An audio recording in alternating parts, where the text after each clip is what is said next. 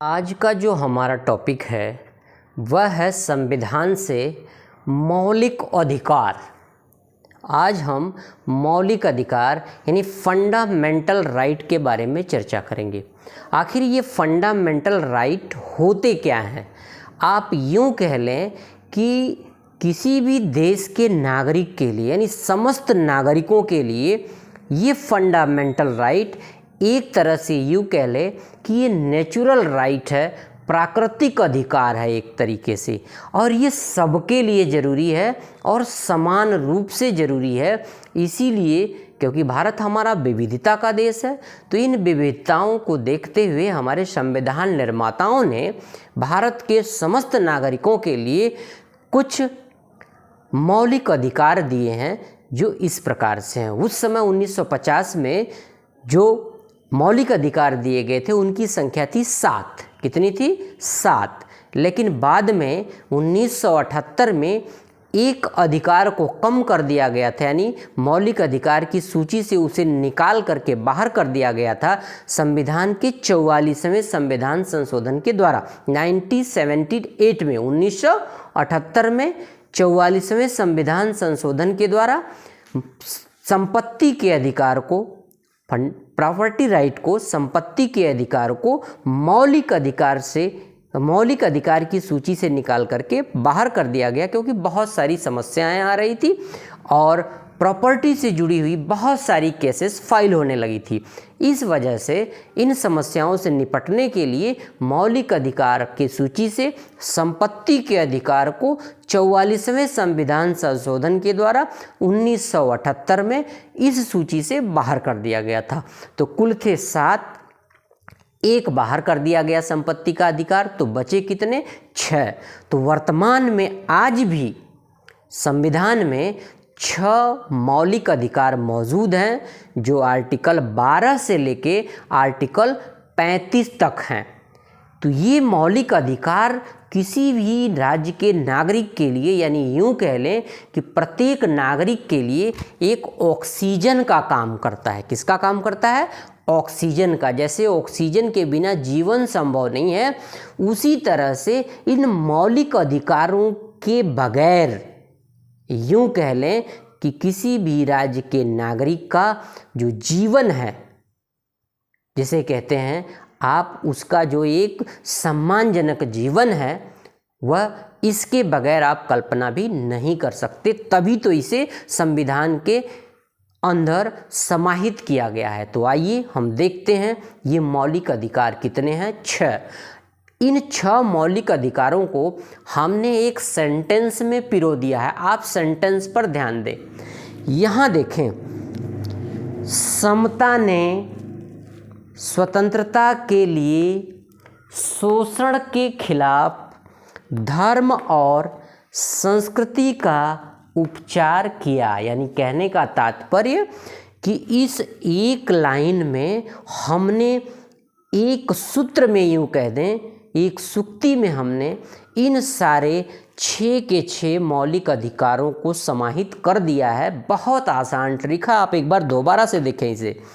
समता ने स्वतंत्रता के लिए शोषण के खिलाफ धर्म और संस्कृति का उपचार किया। कितना बेहतरीन लाइन है। अब इसी से आप कुल 6 अधिकारों को देख लीजिए। पहला है समता का अधिकार। पहला अधिकार क्या है? समता का अधिकार। दूसरा अधिकार क्या है? स्वतंत्रता का अधिकार। तीसरा अधिकार क्या है? शोषण के विरुद्ध अधिकार। शोषण के विरुद्ध अधिकार। तो आप लाइन में जैसे जैसे शब्द आए हुए हैं उसके हिसाब से आप देखें। समता ने, तो पहला अधिकार समानता का अधिकार या समता का अधिकार। स्वतंत्रता के लिए, तो दूसरा अधिकार हो गया स्वतंत्रता का अधिकार। तीसरा है शोषण के खिलाफ, तो वही हो गया, तीसरा अधिकार हो गया शोषण के विरुद्ध अधिकार। चौथा है धर्म, यानी धार्मिक स्वतंत्रता का अधिकार। चौथा हो गया धर्म से धार्मिक स्वतंत्रता का अधिकार। और फिर है संस्कृति, तो संस्कृति से आपका हो गया 5वां, शिक्षा एवं संस्कृति का अधिकार। संस्कृति से शिक्षा एवं संस्कृति का अधिकार। अब लास्ट में है उपचार किया। तो सबसे आखिरी जो छठा जो हमारा मौलिक अधिकार है, फंडामेंटल राइट है, उसका नाम है संवैधानिक उपचारों का अधिकार।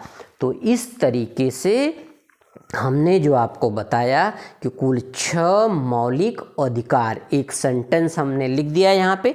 समता ने स्वतंत्रता के लिए शोषण के खिलाफ धर्म और संस्कृति का उपचार किया। इसके आधार पर अब कुल 6 प्रमुख मौलिक अधिकार, समता का अधिकार, इसे समता का अधिकार कह लें या समानता का अधिकार कह लें, मतलब एक है। तो समता या समानता का अधिकार। दूसरा स्वतंत्रता का अधिकार, दूसरा स्वतंत्रता का अधिकार।